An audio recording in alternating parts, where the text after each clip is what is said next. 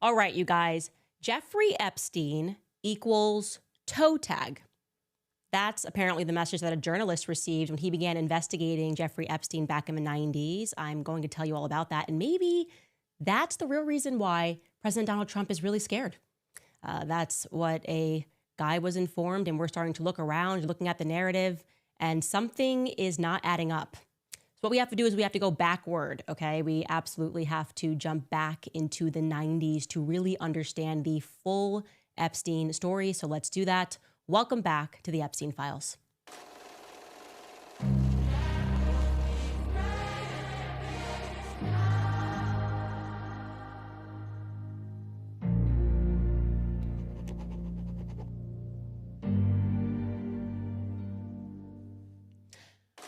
All right, you guys, I am very sorry that we dropped this series out of nowhere. I was kind of getting sued by the sitting president of France, so I got a little bit distracted. Anyway, where were we? Okay, where are we right now as a society is maybe a better question. We keep discussing this theme that I want to drill into your mind, this idea of the Midas touch, okay? People who just have an invisible hand, a hand of wealth and power that pulls them through the ranks while the rest of us are working hard, really trying to get A's, get into school, make sure we get a good job, pay down our debts. Other people are just having resumes created for them. They can be really dumb, actually, and still be allowed to become, I don't know, like the president of France or whatever. They're effectively just trained actors and actresses. We know that Emmanuel Macron was allegedly that individual. Jeffrey Epstein, we learned, was also this individual, right? Dalton School, pulled through the ranks, no background whatsoever in math or physics, but we're just told he was some sort of a savant.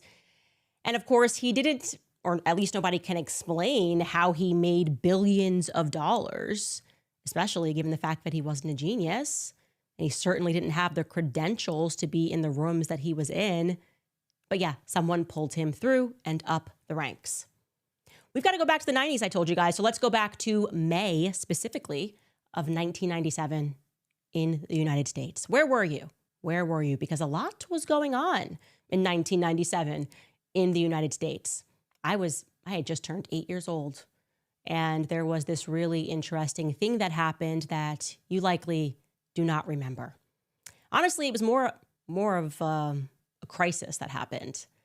The NSA, right, had intercepted this really mysterious communication between an agent that was at the Israeli embassy and the head of the Mossad, this guy, Dan Yatam. Okay, so they intercept this communication between the two of them, and the NSA, our security agency, begins freaking out. And that's because the agent told Dan that the Israeli ambassador, a guy named Eliyahu Ben Elisar, was looking for a copy of a letter. Like, he wants a copy of a letter that the then Secretary of State, Warren Christopher, had apparently delivered to Yasser Arafat. Now, Yasser Arafat used to be the president of Palestine, okay? And so Israel's looking to intercept that communication. Like, what's the Secretary of State saying to Arafat? And this, by the way, was the day after Bibi Netanyahu and Arafat had signed what came to be known as the Hebron Accord, okay? I'm going to tell you about that in a second. So again, we have ourselves in the midst of this Israel-Palestine situation. But look, they came to an agreement. What's got Israel so stressed, right? Well, why are you so stressed that you're now trying to get in the middle of this communication between the White House and the Palestinian leader at the time? Now, according to the Washington Post, the exact language of that communication, and obviously we're translating this from Hebrew, was, quote, "The ambassador wants me to go to Maga." I want you to remember that, Maga, to get a copy of that letter. The Mossad head, Dan, then replied, "That's not why we use Maga." Instantly panic, as you can imagine, because that's a code name, Maga. Who the heck is Maga? What are they talking about? There's a Maga that can intercept communications. Also, why are they trying to use Maga to intercept, again, a communication between the White House and Yasser Arafat after a peace deal? Does that make any sense? Oh, yeah, it actually does make some sense, because those peace deal negotiations included a little bit of, come on, it's Israel, blackmail, obviously. I think I told you this, but I'm going to quickly recap. The story goes that Israel and Palestine were negotiating. Essentially, Israel had, as they always do, troops in Palestine, particularly this time they were in the West Bank, and they were negotiating pulling those troops out of the West Bank, okay? And Bill Clinton was hosting these negotiations in Maryland, and things were getting pretty heated between Arafat, Bill Clinton's, I'm the president of the United States, I've got power, here's what's going to happen. Bibi Netanyahu's like, what do you mean? We own the world. And it's just not looking good, okay? At least back when Palestine existed. He was the president of Palestine, Arafat.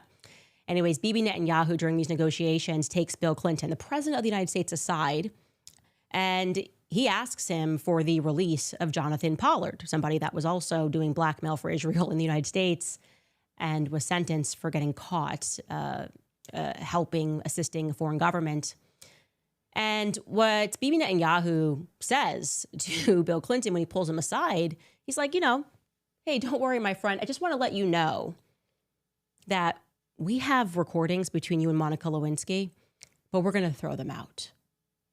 Wink. Could you imagine? President of the United States, if you've got power, your greatest ally takes you aside, and he's sort of like, I just want to let you know, we've got some recordings of you. They're a little frisky. You and an intern, it's a little frisky, but I'm your friend, and we're going to throw them out. Yeah, that's what went down. At least if the author, Dan Halper, is to be believed, that's how it all went down. And yeah, Bill Clinton, you can imagine, got the message. So it wasn't exactly a peaceful negotiation. It was probably more aptly described as a hostage situation. And Israel might have been feeling a little bit paranoid about what the White House was then sending in a letter to Palestinian reps following that sit-down. Remarkably, though, the FBI's investigation, the NSA's investigation to identify who this Maga was, a mole, apparently, at the highest levels of the White House, a mole that had access to President Bill Clinton and his immediate entourage, maybe even a member of his immediate entourage, suddenly they weren't interested in finding out who he was. The entire thing, the investigation, was quickly halted without any official explanation as to why that was. Now, 2 years later, author Gordon Thomas would explain the real reason why they stopped looking into Maga. He wrote this book, Gideon Spies, and in that book he explains that the Israelis then just further threatened the Clinton administration. They threatened to release the tapes of the communications between President Bill Clinton, and Monica Lewinsky if the hunt for Maga, codename Maga, did not stop. And once again, that was all it took. No more was heard about codename Maga anymore. Now, just a year after this NSA panic, in May of 1998, the Wall Street Journal publishes a very interesting article. It was published by journalist Lisa Miller, and it was titled, "Titans of Industry Join Forces to Work with Jewish Philanthropy." And it revealed in that article that there was a group coming together that was called the Maga Group, which was a private club of Jewish billionaires that were paying $30,000 annually towards this exclusive membership, and that would be meeting in secret twice a year. And what their goal was, as displayed in that article, their goal was, quote, to achieve maximum impact on American policy toward Israel. Okay. Now, in 2001, an Israeli journalist named Israel Shamir revealed more about that exclusive group. He had this newsletter, and he mentioned that within the Maga Group, there was also indeed an individual that went by codename Maga. And this is what he wrote. He wrote, quote, "The president of the World Jewish Congress invited the 50 richest and most influential American Jews to a meeting in Manhattan. There was no press coverage, no neon lights, just a few lines in the newspapers. They agreed to launch a public relations program under the Orwellian code name Emet, which is truth in Hebrew, with the aim of influencing American public opinion regarding Israeli policy. These super rich call themselves the Maga Group. This name emerged 2 years ago as that of an Israeli mole at the highest levels of the American establishment. The espionage specialists were wrong. Maga was not an agent. He was the boss. Much more than the cabal forces, Maga is moving the needle in the Middle East. And it's not magic, it's money, lots of money. They don't run the United States or Israel, but they wield powerful influence. About that 50 multi-billionaires united in a single network represent a real force in the world, he concluded. Now, it becomes even more interesting when you learn that the Maga Group was founded by two men. One of those men was Edgar Bronfman. For those of you who have not watched the beginning of this Jeffrey Epstein series, please go back, watch episode 1. Briefly to recap, Edgar Bronfman, that name keeps coming up. He was the guy that Epstein worked with on a mysterious bank transaction that got flagged by the SEC before the banking company went under. Bronfman was also the man that we learned was the president of the World Jewish Congress and was working with Robert Maxwell to negotiate refusnik. Essentially, they were trying to get Russian Jews, trying to get the Russian government to allow Russian Jews to emigrate to Israel and live. So it was called the refusnik crisis because at first the Russian government was refusing to do it. And then suddenly said, okay, fine, you can go to Israel. Probably a lot of money that made that happen. Anyways, back to the Maga Group. The other co-founder of that group was Les Wexner. Yes, Les Wexner. The key to Epstein's fortune. We know about Les Wexner.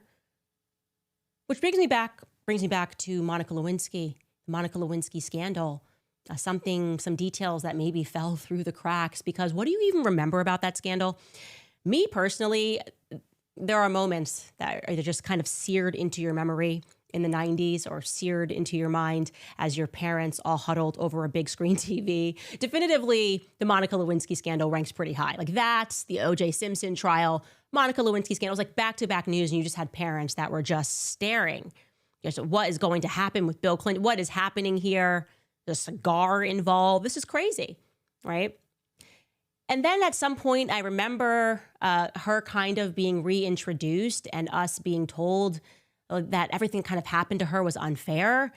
She also had to sit down and provide testimony during that time about what had happened to her. I think we have a clip of that. Skylar, do you want to run that? Did he make any representation to you about what you could say in that affidavit? No. What did you understand you would be saying in that affidavit to avoid testifying? I believe I testified to this in the grand jury. In the best of my recollection, it was, to my mind, it was a range of things. I mean, it could either be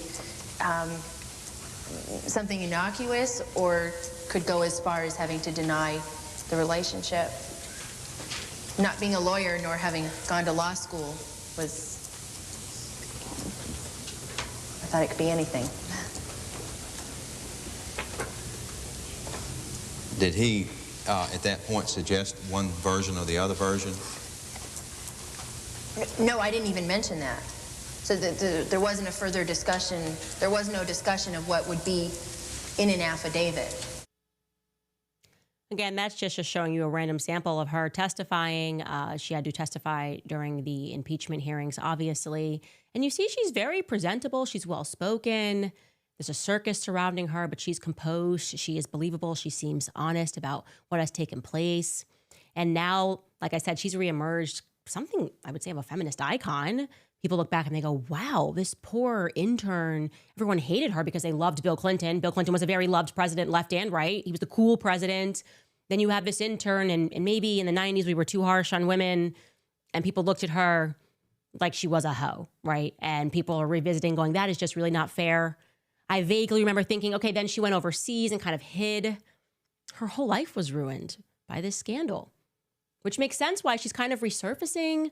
And Skylar, weren't you telling me that she even has her own podcast? Yeah, show me a little bit, like, what's the name of the podcast? It's kind of about like her coming back, right? Like it's Reclaiming. What a good brand. What a good name, Reclaiming with Monica Lewinsky. You know you feel that right now. You're watching this and you're like, oh girl, yes, reclaim your name. Reclaim your name, Monica. How'd they did you so dirty? That's not fair to you.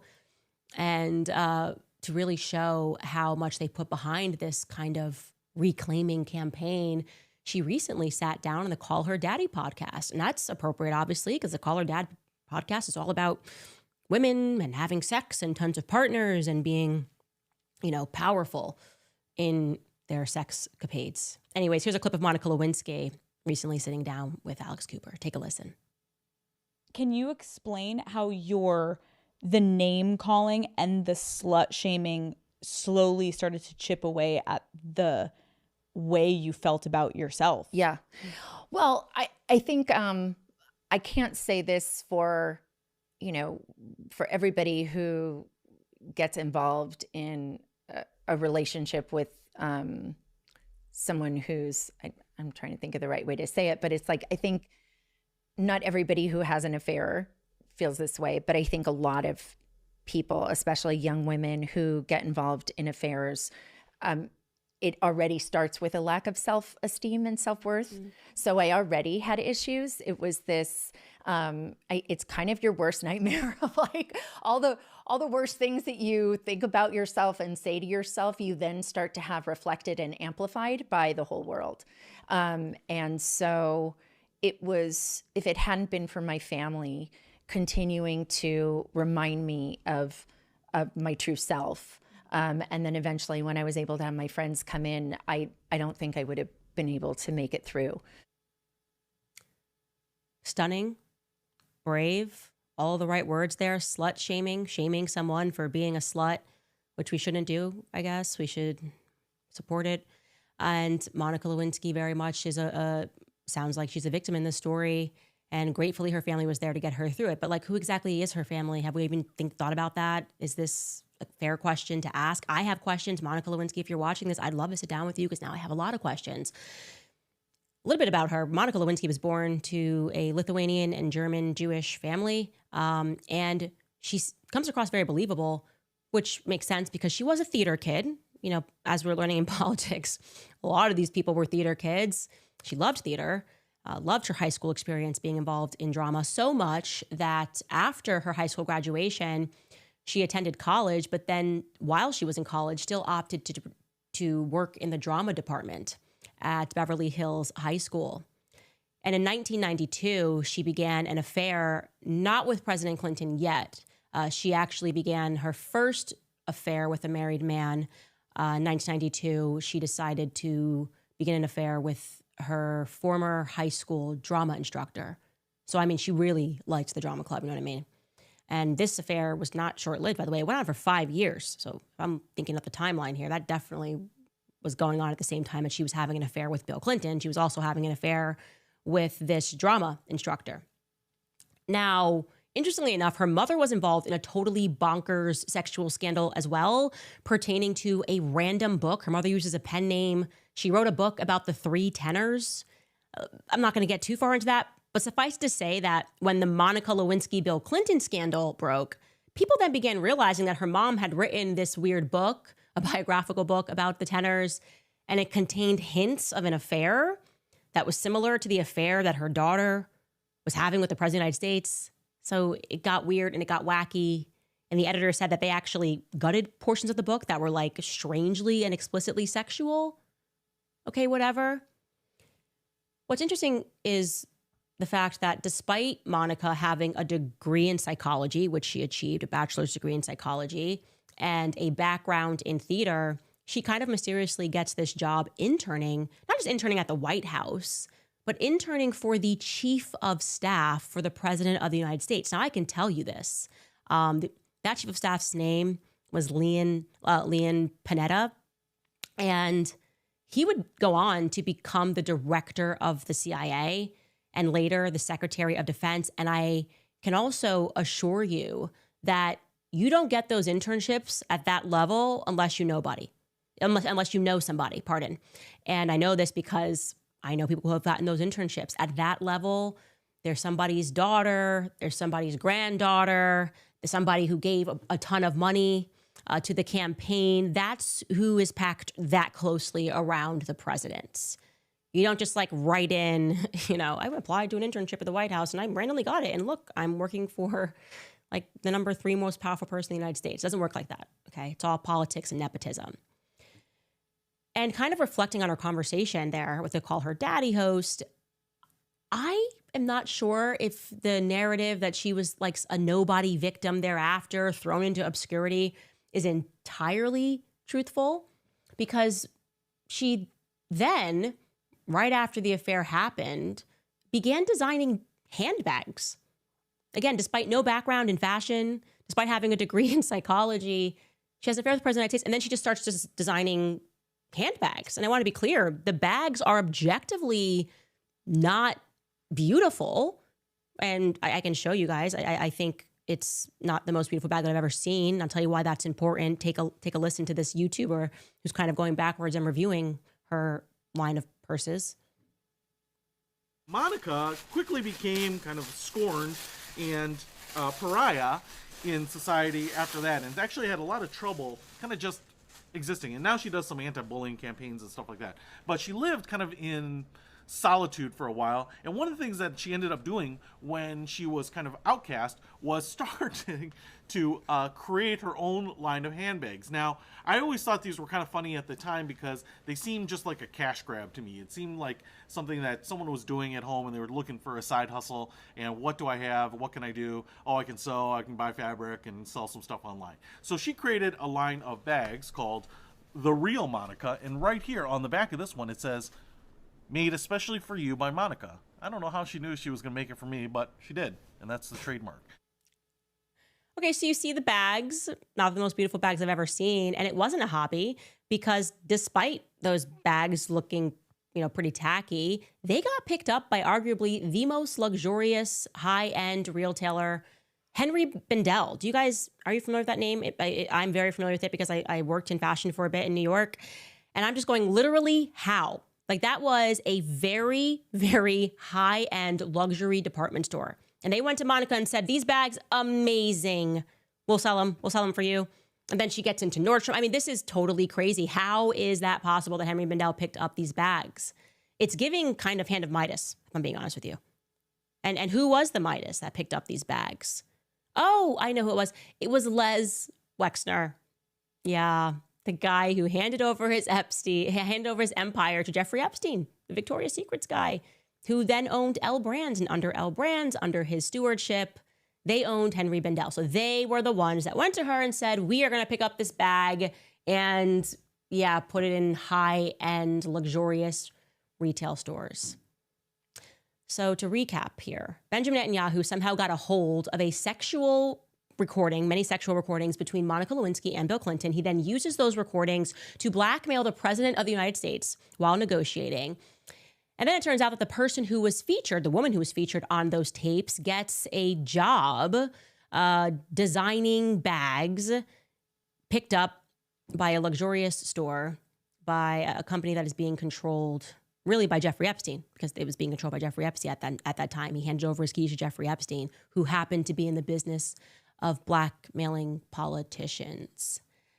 Yeah, who was Maga, who had proximity to Bill Clinton. Now, a little bit more regarding Les Wexner. Like Jeffrey Epstein, his rise also shrouded in mystery, financial mystery, a few untimely deaths.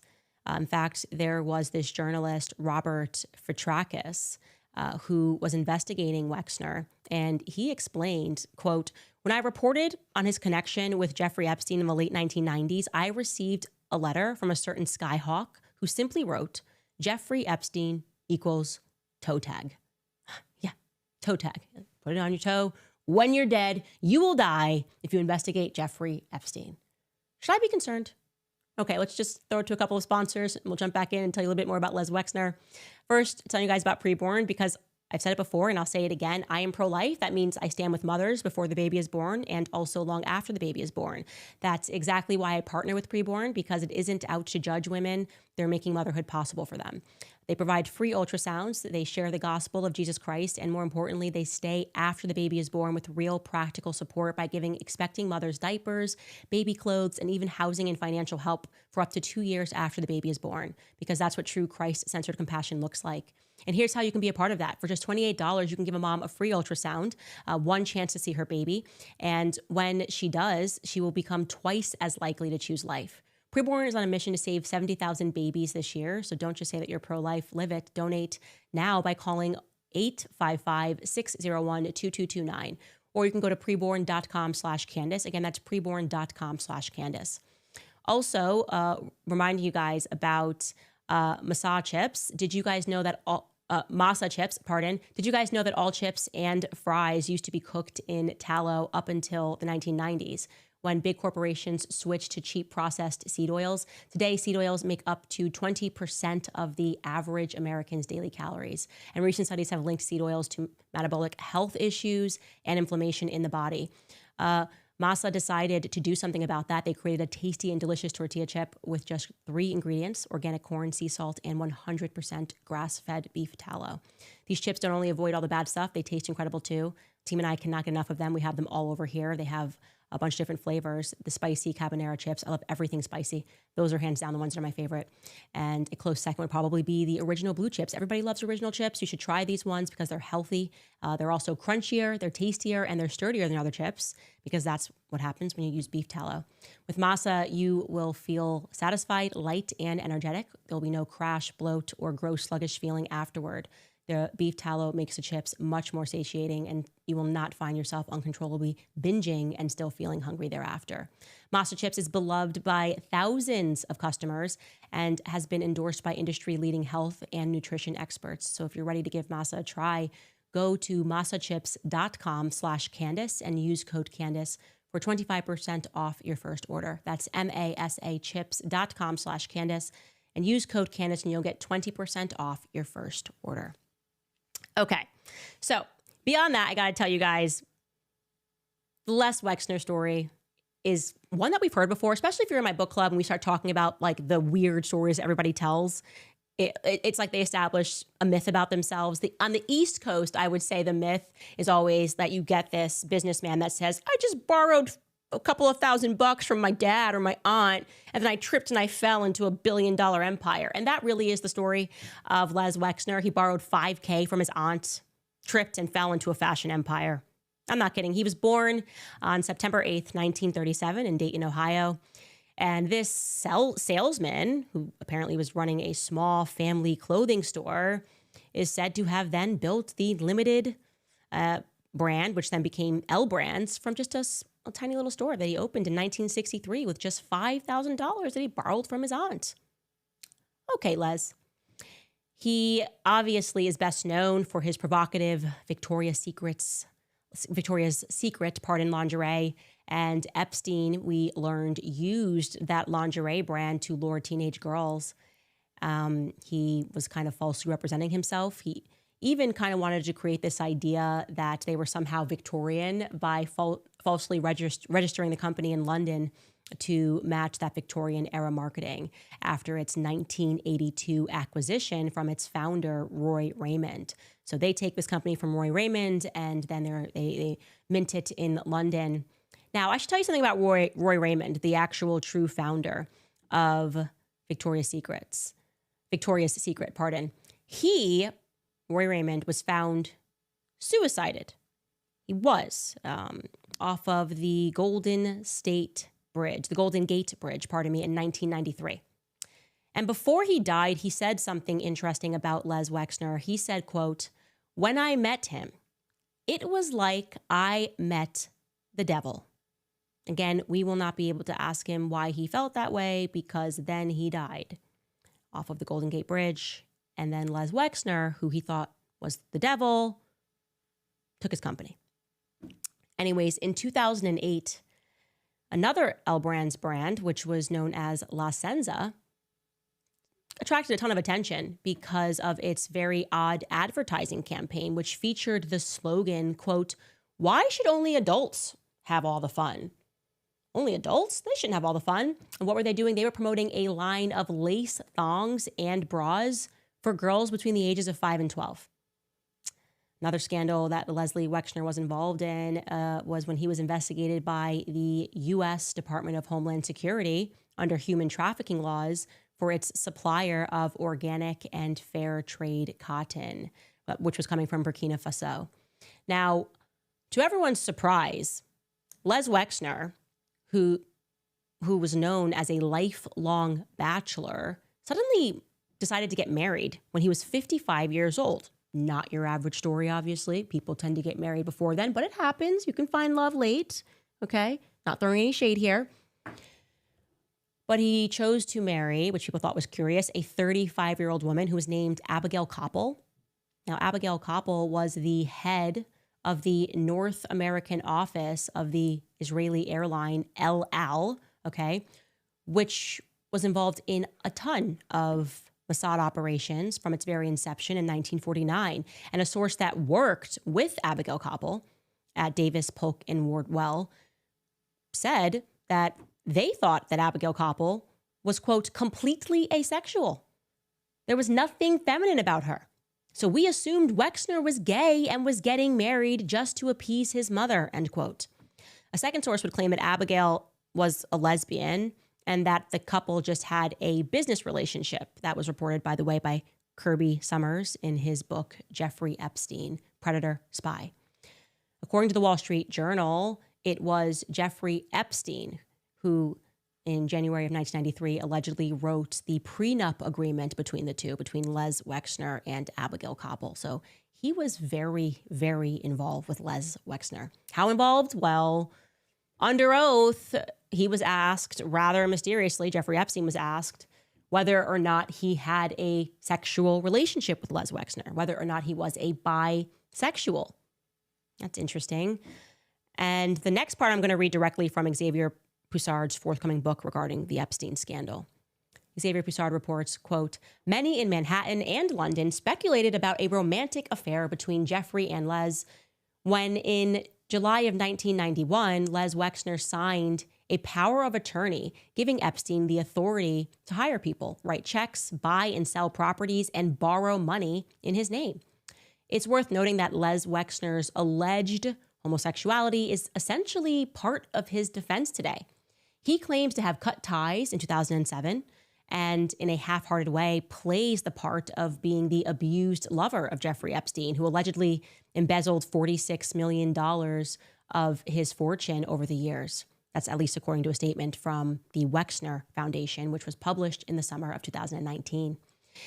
And in addition to the lawsuits he faces for child sexual abuse that occurred at the Manhattan mansion under the premises liability, Wexner's name also resurfaced in a sexual abuse scandal at Ohio University, where Les Wexner was chairing the board of trustees as a major benefactor. A group of plaintiffs turned to federal agents to examine the nature of their relationship with Dr. Richard Strauss, a physician in the athletics department at the university who had abused at least 177 male student patients between 1978 and 1998. So yeah, it's interesting to consider Les Wexner as a piece of this equation. It's kind of the only non-excuse they give us for why Jeffrey Epstein really had any money, why he trusted Epstein so much that he handed over his keys. Look, what we can say is there was a lot happening in 1997, 1998. You have the Mega Group being launched. You have Monica Lewinsky scandal happening that had broken in 1998, by the way. You have Jeffrey Epstein being handed the keys to the Wexner empire. And of course, in addition, there always has to be an untimely death.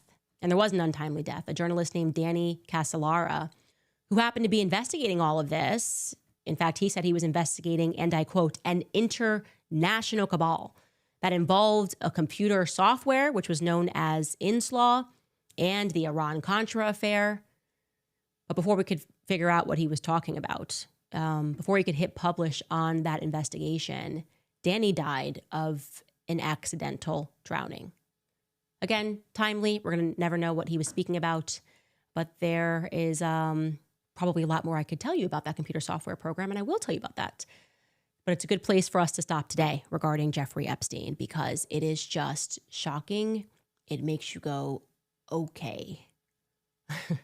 Okay, are we being a little too harsh on President Trump by demanding the Epstein files?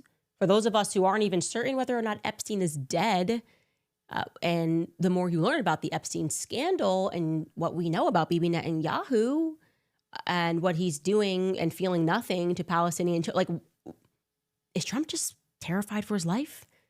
Did he have no idea what he was getting into when he decided he wanted to be the president of the United States? Did he have no idea? Was there no warning given to him by Bill Clinton, like, hey, I'm not so sure you have any power, and you better be very careful as to what interns are being hired and what their connections are?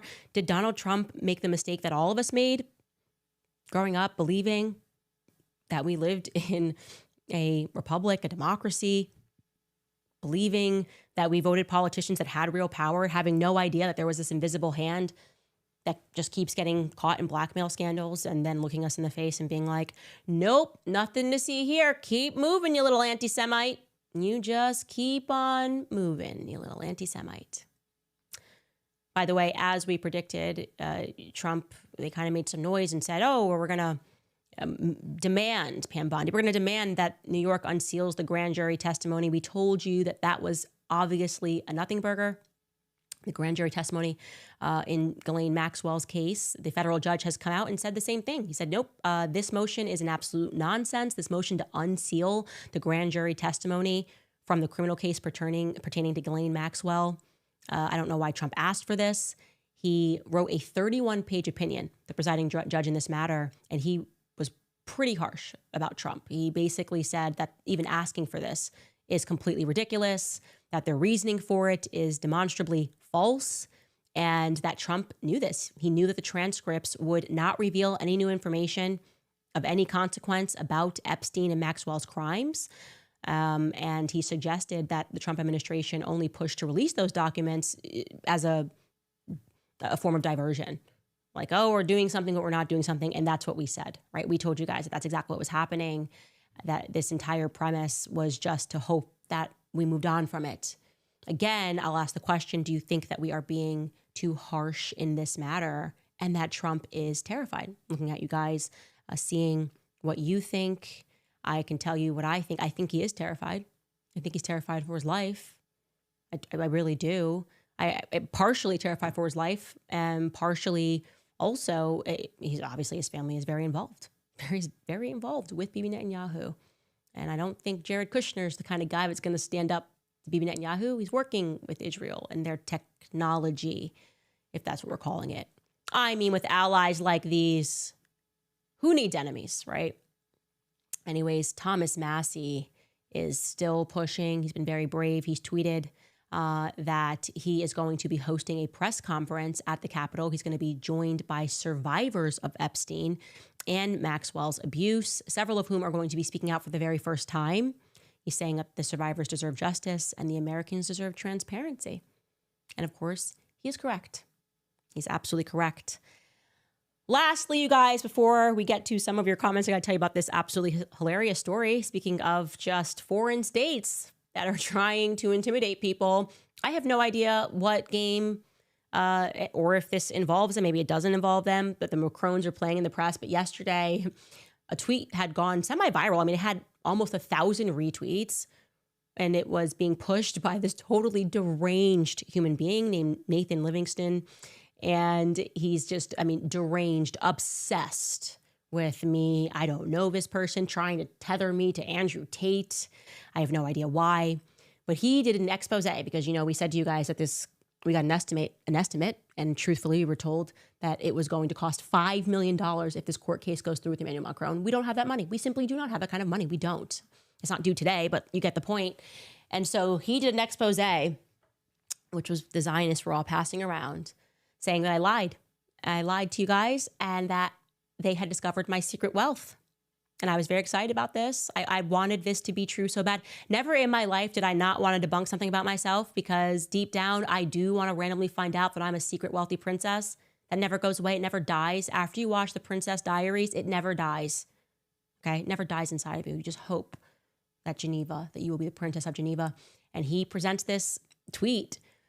He actually went in and did a whole video. Okay, he did a video and he branded it with his investigation and explained that always George. They always say that it's George, my husband, who has this wealth. And this was the headline that he was pulling from. I got to show you the breakdown of my alleged wealth. He shared this, and Skylar, do you have just the screenshot, the screen cap of my wealth?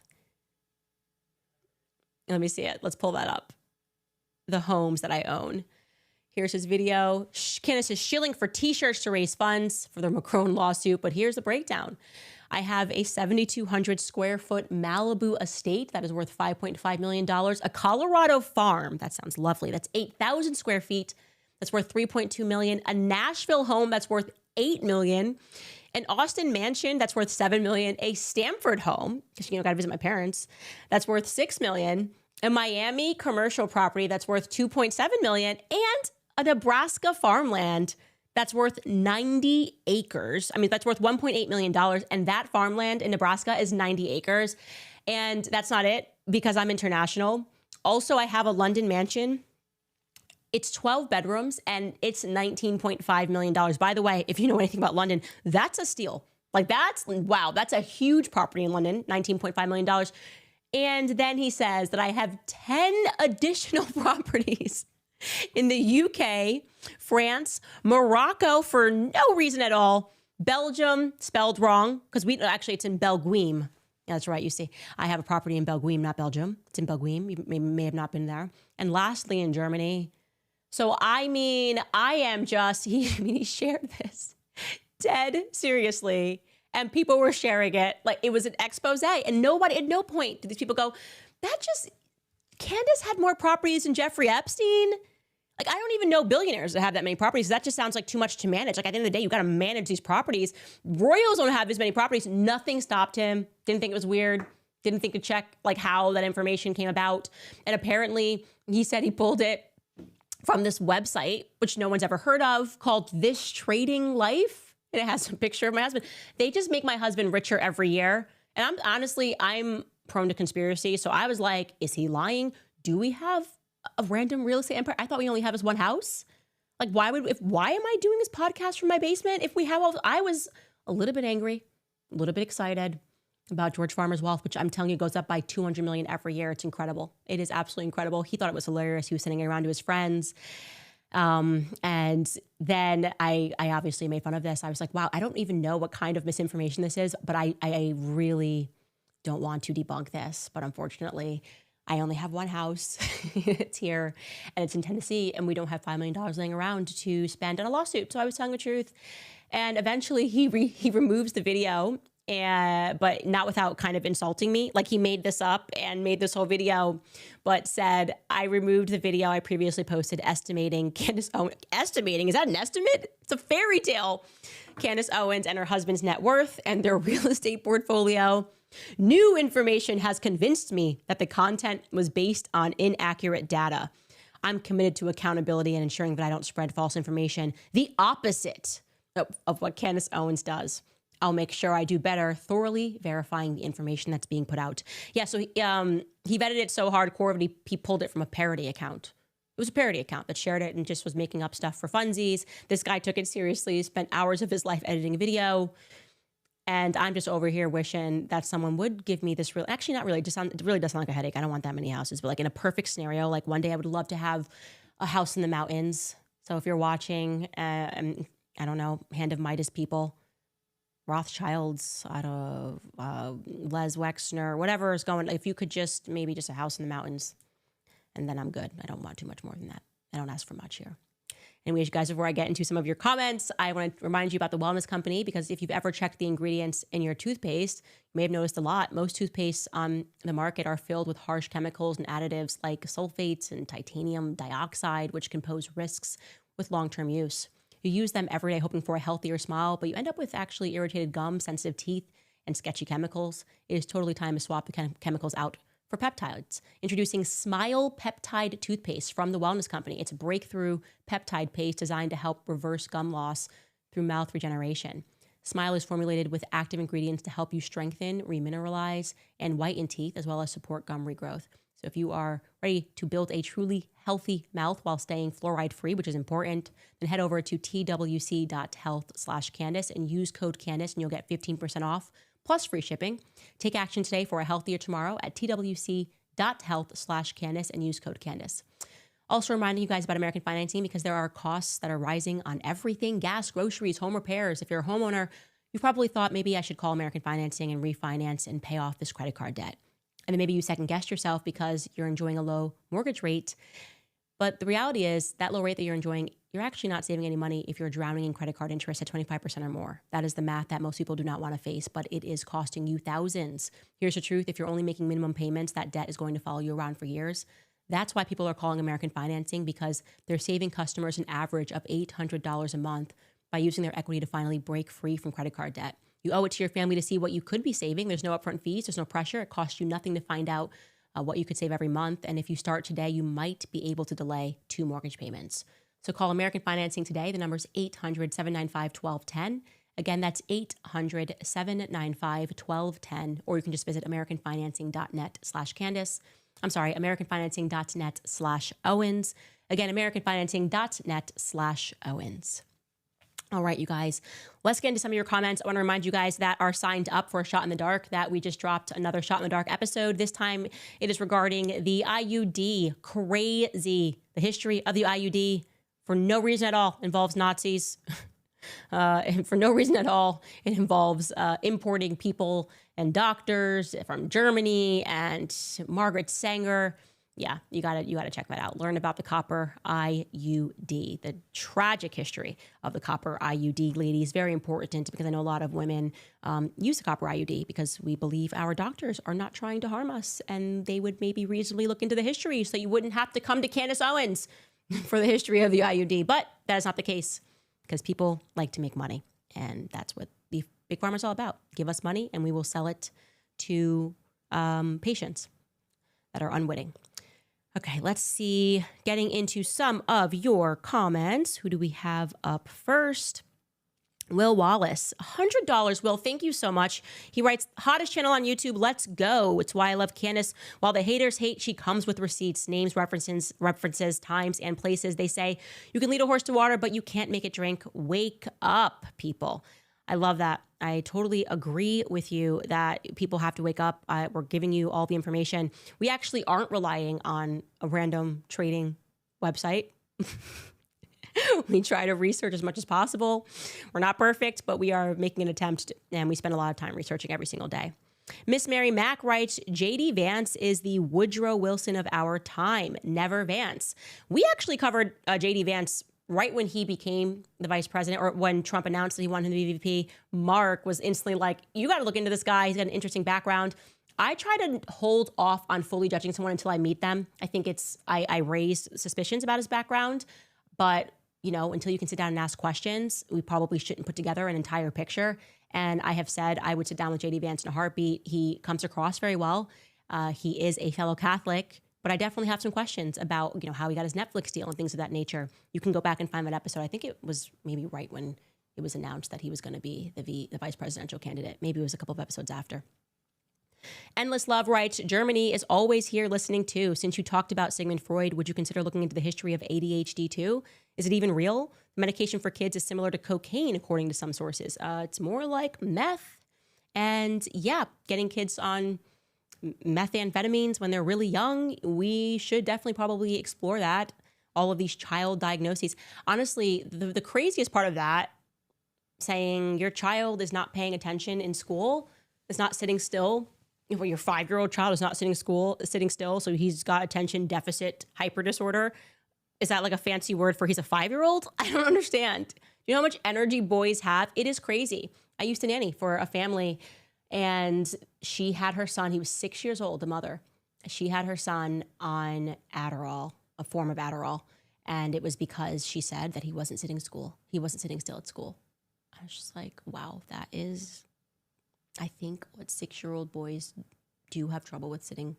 Maybe it's unnatural to have them sitting for hours in school. I don't know. What do I know? I'm not a doctor. I'm not an expert. Do not trust me. Trust the science instead.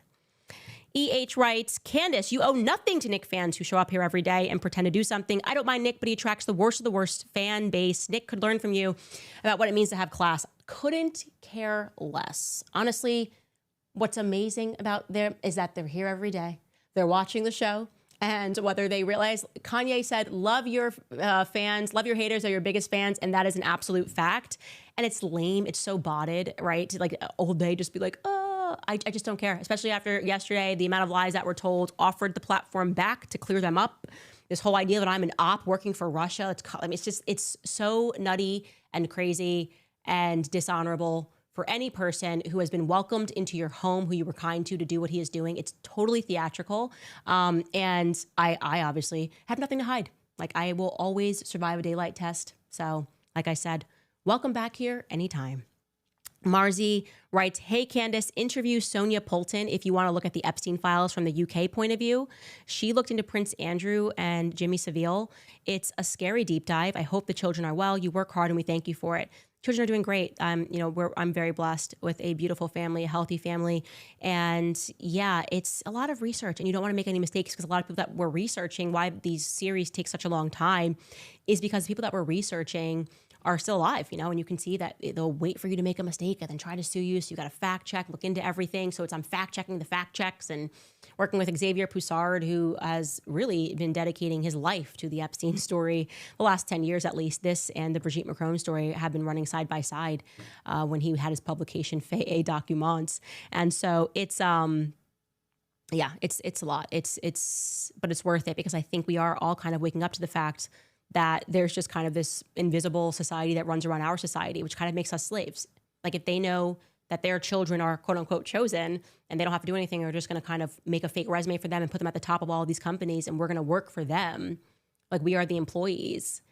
It's very scary to kind of consider the matrix and to realize that, as they always like to tip their hand, whether it's in a book or a movie, they're like laughing at us and they want us to know we are totally in control and everything around you is actually fake and probably gay. And that's what it seems like. Anyways, this last person writes, I love the name here, My Sweet Muffin. God bless you, Candace. We wish you all the wealth and real estate that you can manage. May God Almighty protect you and your family. You are opening the eyes of countless conservatives. Thank you for that. Oh, somebody gave $100 to insult me. This I would like to encourage every day. Whoever this unknown person, the handle is unknown, that gave $100 to say Nick Fuentes crushed you. You are welcome back. I actually think you should be here every day and write that comment for $100. I will read that comment every day as long as you give $100. Amazing. Anyways, you guys, I will see you tomorrow. We are going to have a shortened week this week because it is me and my husband's anniversary. And so we are going to spend a little time on, not far away, but we'll be in the neighborhood. Excited about that. Just a couple of days to ourselves. We will see you tomorrow.